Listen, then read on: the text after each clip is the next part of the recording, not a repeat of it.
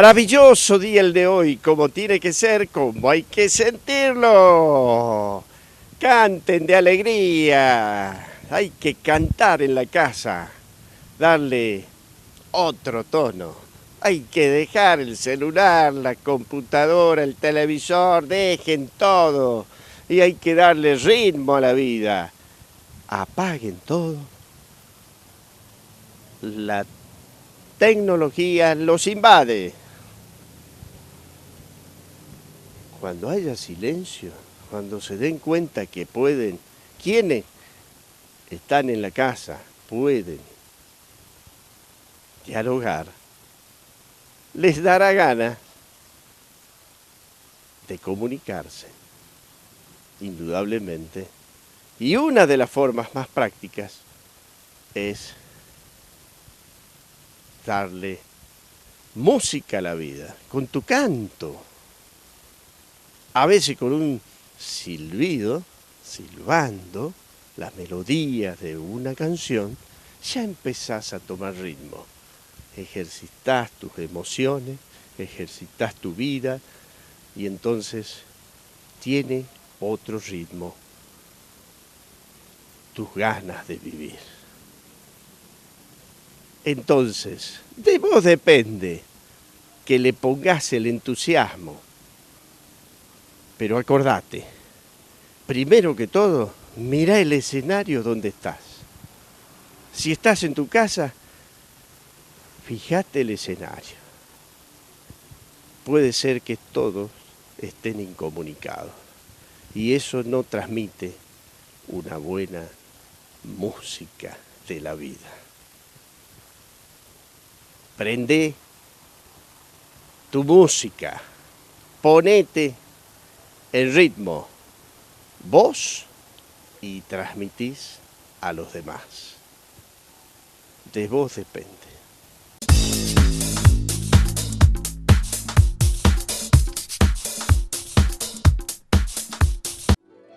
Grupo MED, un nuevo concepto en medicina empresaria, medicina laboral, salud ocupacional, primeros auxilios, control de ausentismo, exámenes de salud, cursos de capacitación para empresas, asesoramiento profesional en higiene y seguridad en el trabajo.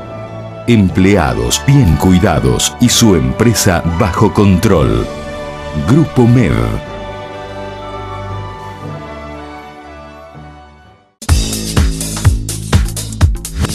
En muchas oportunidades te ocurre que aparecen problemas que medio que no lo entendés, porque tu mente no te funciona bien, porque empezás a sentir un montón de cosas raras, dolor de cabeza, mareos, y acá en esta partecita tenemos lo que se llama el encéfalo, donde ahí existe una célula especial que se llama neurona. Y la neurona es parte constituyente de nuestro cuerpo humano, que se destruye y no se construye nuevamente, porque se destruye y no hay caso. Es como que tenemos una célula menos. Y empiezan a aparecer las patologías. Que si decimos neuronas, lo que tenemos acá, entonces tenemos ese tipo de sintomatología, tenemos que concurrir al especialista, al neurólogo. ¿Ya lo aprendieron? Al neurólogo, que es un amigo más de la medicina. Como en este caso, que invitamos al piso a un distinguido profesional de nuestro medio, que es el doctor Antonio Di Pascuo, matrícula provincial 4171.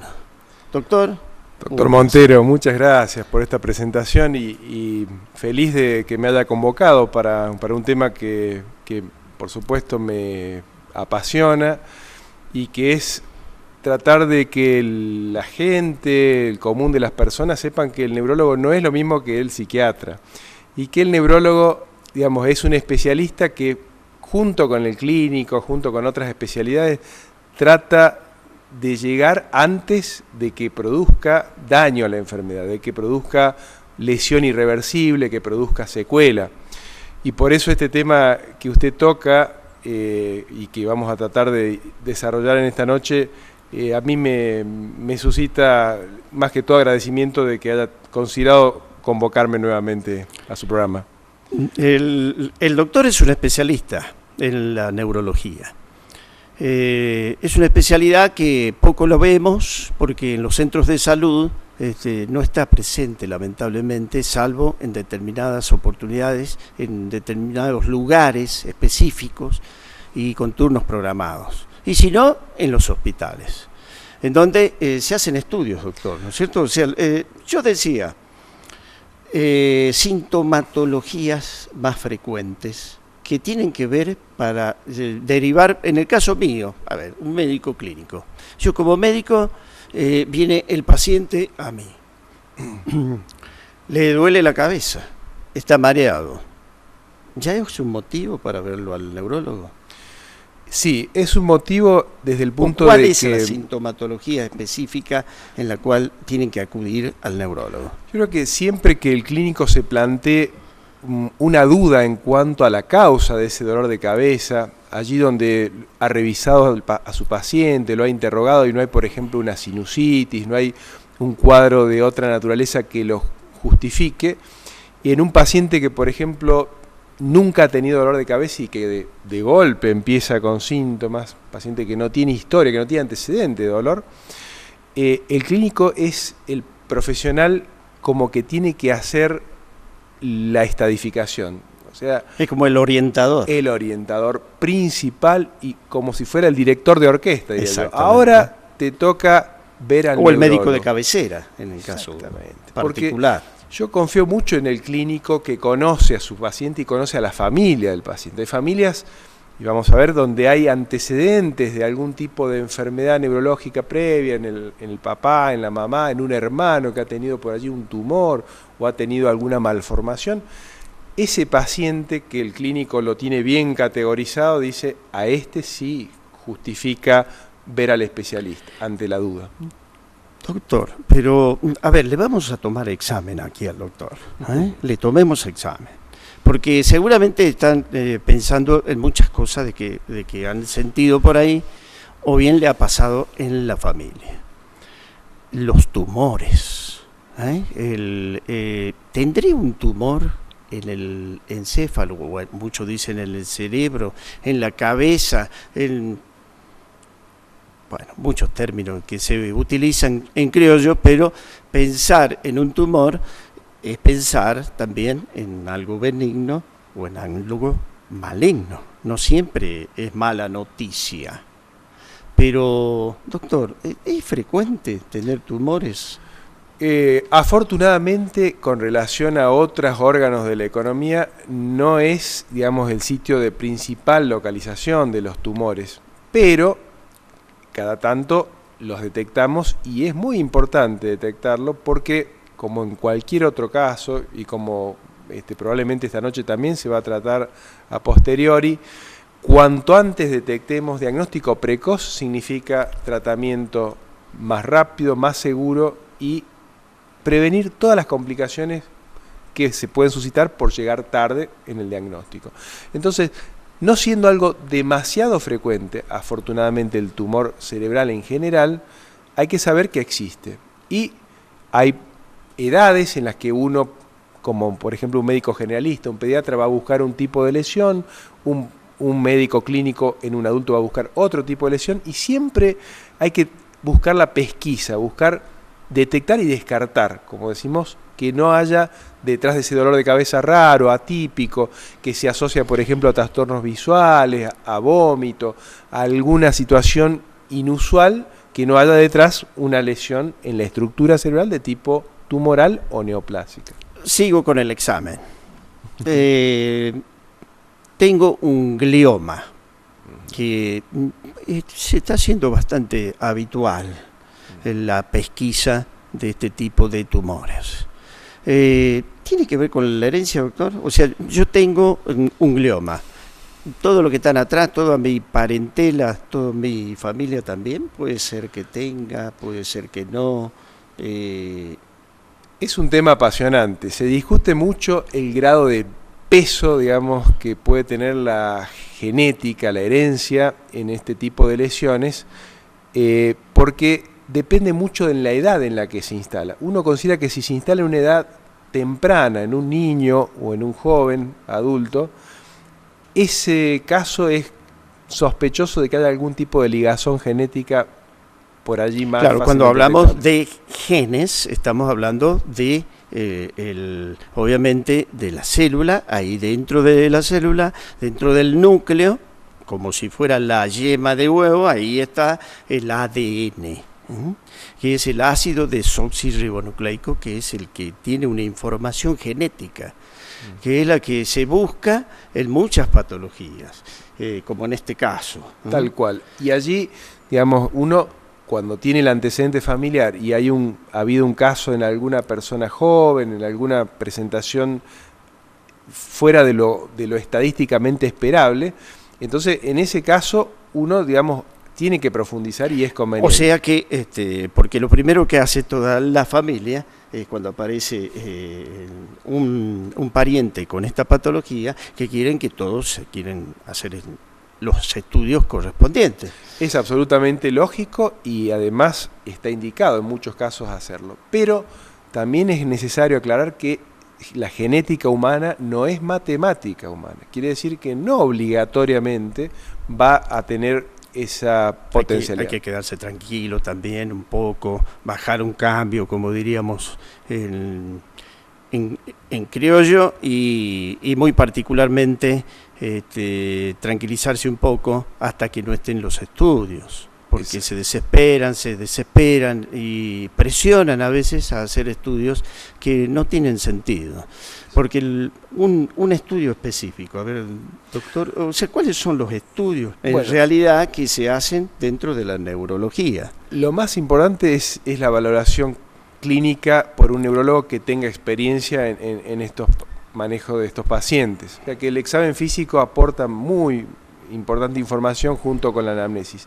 Es un paso insoslayable y eso yo creo que hace usted muy bien, doctor, en formulármelo, porque lamentablemente vemos pacientes y casos que van a buscar mediante una neuroimagen. Por ejemplo, lo que se llama neuroimagen es la tomografía computada o la resonancia magnética, va a buscar respuestas por allí donde no había que buscarla, porque es para el tipo de síntoma que tiene, quizá ese estudio, que es maravilloso, por otro lado, no le va a dar la respuesta que la tomografía computada. Ni la resonancia, porque a veces el examen, no a veces, siempre. La resonancia magnética, en ese caso. Son métodos que complementan al examen físico. Entonces, exacto, uno, digamos, como especialista, pide que se haga una resonancia con determinadas características, de determinado sector del cerebro, de determinado sector anatómico, para buscar algo que piensa que puede estar allí. Si pide una resonancia sin, digamos, alguna característica técnica, por allí va a hacer el estudio y va a tener información insuficiente, incompleta, o incluso puede dar, digamos, como que... O sea que el examen clínico es fundamental. No deja de pasar por el básico y elemental. Después dicen electroencefalograma, que los médicos escribimos con una E mayúscula, otra E mayúscula y una G, que muchos dicen, ¿qué es eso? Bueno, electroencefalograma. Es un estudio que se puede realizar cualquier persona cuando se sospecha, por ejemplo, convulsiones, claro, síndrome comicial, epilepsia, ahí en esos casos. Esa es la indicación, digamos, más precisa. Claro. Que se ponen electrodos y el cual se registra y se ve el movimiento que hay en el encéfalo, o sea, de las neuronas de esa célula, para ver la actividad cómo está. Son indicaciones precisas. Por ahí vienen y dicen, presionan los pacientes, nos presionan a los médicos, hágame tal estudio. Pero uno ve que no tiene tanto sentido como dice bien el doctor. ¿Para qué hacer una resonancia magnética si no tiene sentido?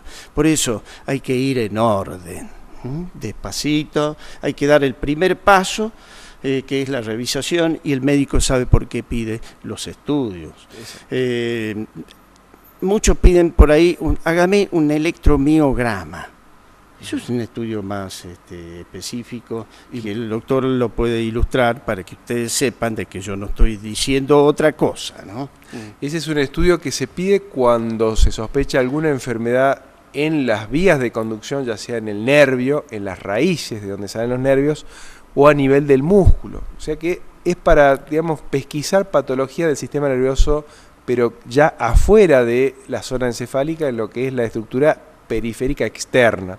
Ahí es cuando, por ejemplo, pensamos en una inflamación de los músculos, en una polimiositis, en una polineuropatía. Para eso es realmente la indicación precisa. Pero no vamos a pedir ese estudio en alguien que, por ejemplo, pensamos que tiene una lesión a nivel del encéfalo. Entonces, el criterio para los estudios, que siempre son complementarios, acuérdense la palabra clave, complementa, va junto con o de la mano de el examen del médico clínico neurológico correspondiente, complementa algo que ya se tiene que haber hecho con anterioridad, que es el examen físico, la historia clínica, y entonces ahí sí tiene máximo valor el estudio que el médico, pensando con qué herramienta va a poder llegar al diagnóstico con mayor certeza y mayor velocidad, lo aplica. Entonces ahí sí tenemos un resultado lógico. Pero por allí decir, no, porque tuve un primo que tuvo una cosa, quiero que me hagan una resonancia, eso realmente es hacer una medicina de muy mala calidad, alto costo, y que siempre, digamos, trae aparejado el riesgo de haber pasado alguna clave en el diagnóstico que se tuvo que hacer inicialmente con el examen, el abordaje clínico, que es el insoslayable, el que tiene que estar siempre al lado de un paciente. El médico clínico está capacitado para hacer el screening. Las meningitis, Sí. las encefalitis, Sí. ¿son frecuentes? Afortunadamente no son tan frecuentes, son una enfermedad, digamos, grave, y que esas requieren un abordaje, digamos, es como una urgencia desde el punto de vista neurológico e infectológico, porque ese tipo de enfermedades, a diferencia de otras, tienen alguna chance de superarse en cuanto el tratamiento con un diagnóstico de certeza se pueda acercar al paciente y darle las posibilidades de una recuperación sin secuelas o, digamos, de superar el riesgo de una muerte por una infección. Entonces, ese tipo de enfermedades, las infecciosas, son de asistencia por guardia, digamos, para derivación en un servicio de emergencia, y allí el neurólogo interactúa con todo un equipo de especialistas. Ahí ya no estamos solos, sino que estamos junto con el clínico, con el terapista, con el emergentólogo, para definir, digamos, si esa situación amerita hacer exámenes, digamos, de otras características mucho más urgentes por la índole de la infección que atañe un riesgo vital y de morbilidad, de secuelas grandes. Claro, por la utilización de los medicamentos, de los antibióticos, que nos da muchas posibilidades, ¿no es cierto? Sí. Ahora, sigo preguntando, ¿Cómo no? Sigo investigando, sigo preguntándole al doctor, tomando examen, como el que estás tomando examen ahí en casa. Los tumores, a ver, me dicen que tiene un cáncer. Me diagnosticaron, doctor, un cáncer. ¿Qué diría usted, doctor? Lo más importante es que hoy en día el término más preciso para tratar esta cuestión es hablar de los cánceres, porque ya la palabra cáncer en singular es como un poco inespecífica. ¿Qué quiero decir con esto? Que si se trata de un cáncer de un órgano sólido, es diferente de digamos, una localización intestinal o diferente a nivel del sistema nervioso. Son enfermedades que tienen en común la aparición, digamos, de células que son como anómalas en su reproducción, que se reproducen en forma absolutamente desordenada. Pero es mucho más amplio el panorama cuando hablamos del cáncer que cuando hablamos de los cánceres, en donde hay que especificar órgano, localización, tiempo de evolución. Es mucho más difícil categorizar ahora, porque muchos de estos cánceres, a diferencia de lo que pasaba en las décadas anteriores, se curan. Si usted lo toma a tiempo, ese cáncer, por ejemplo, de mama, Qué tan buena común a la noticia. mujer, se ¿Escucharon? O sea, que no es todo, no está todo perdido. También por ahí somos catastróficos. Y por más que nos anuncien eso, siempre está la fe.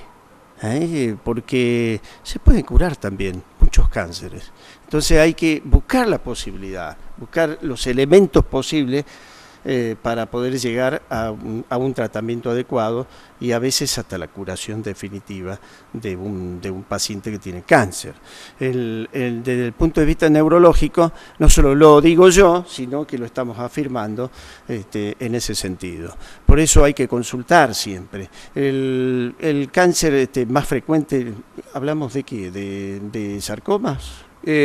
No, yo diría que en las mujeres el cáncer de mama va a la cabeza, en los varones el cáncer de pulmón, en los jóvenes el cáncer de próstata, en la gente de masa. Y desde el punto de vista neurológico, ¿cuál es el del ranking? O sea, ¿cuál es el más habitual, el más común? Bueno, ahí podemos dividirlos en, digamos, los tumores que son de estirpe glial, los que ya nombró el glioma. El glioma. Los tumores de estirpe, digamos, de origen en célula primariamente neurológica, y, digamos, los gliomas en el adulto son, obviamente, los cánceres, digamos, de cerebro mucho más frecuentes y que, digamos, con el advenimiento de las técnicas de diagnóstico también podemos detectar a tiempo y en muchos casos brindarle una oportunidad de sobrevida o inclusive de curación cuando se toma a tiempo la enfermedad. El doctor, así como lo ven, es un distinguido especialista en el tema, en la neurología. También trabaja en un centro de salud haciendo acciones sanitarias, haciendo acciones a la comunidad. Él trabaja en un centro de salud, por lo tanto, sabe las necesidades que tiene la gente. Las necesidades para poder acceder al sistema de salud. ¿Cómo está? ¿Cómo se siente en ese sentido desde el punto de vista sanitario? Usted como profesional en su especialidad. Que lamentablemente nos falta mucho. Esto hay que ser humildes y reconocer que aún tenemos barreras muy grandes de comunicación, y por eso yo le agradezco al doctor Montero esta iniciativa, este trabajo incesante de divulgación, de promoción de la salud, porque el trabajo asistencial desborda la posibilidad de hacer campañas de prevención, campañas, digamos, a tiempo, de trabajar por allí desde la escuela, en el conocimiento del propio cuerpo y en el conocimiento de lo valioso del tesoro que tenemos, que es el regalo de la salud que Dios nos da. Yo creo que salud pública es una asignatura pendiente de larga data, es un desafío. Los médicos somos una partecita pequeña en todo esto, porque hay un montón de situaciones que tienen que ver con el recurso humano administrativo, con el recurso humano para el manejo de todos los medios de diagnóstico, la derivación oportuna, que son harto difíciles de abarcar solamente desde el punto de vista médico.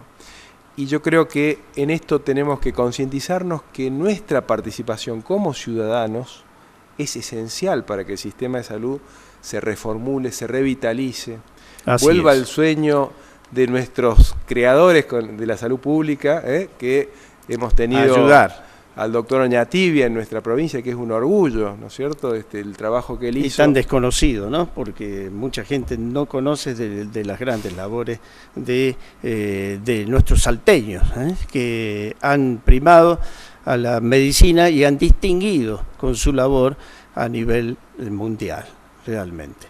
Doctor, como siempre, un verdadero placer de tenerlo acá y vamos a seguir con la apertura, las puertas abiertas para que usted venga y pueda ilustrarle a la gente. Muchas gracias. A usted, doctor, muchas gracias. Nuestro distinguido doctor Antonio Di Pascuo con nosotros para que ustedes conozcan más sobre la neurología, que seguramente ya lo tenés presente y ante una sintomatología concurrirás al médico. Grupo MEV, un nuevo concepto en medicina empresaria, medicina laboral, salud ocupacional, primeros auxilios, control de ausentismo, exámenes de salud, cursos de capacitación para empresas, asesoramiento profesional en higiene y seguridad en el trabajo. Empleados bien cuidados y su empresa bajo control. Grupo MED.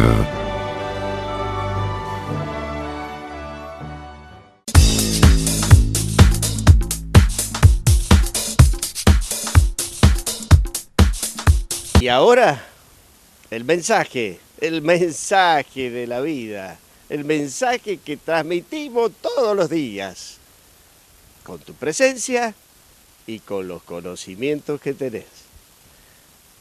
Leyendo se llega lejos, se aprende. Y cuando uno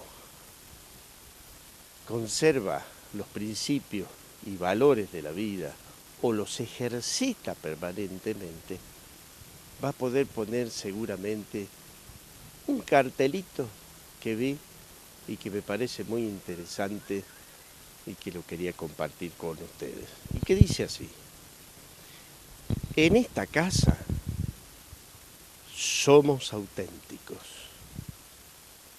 cometemos errores, pedimos perdón, damos segundas oportunidades, lo pasamos bien, damos abrazos, perdonamos, hacemos ruido, tenemos paciencia, nos queremos. Para pensarlo, ¿no? Ojalá que algún día tú también puedas poner este mismo cartel en tu casa. Que el Creador nos acompañe a todos y les dé vida y salud.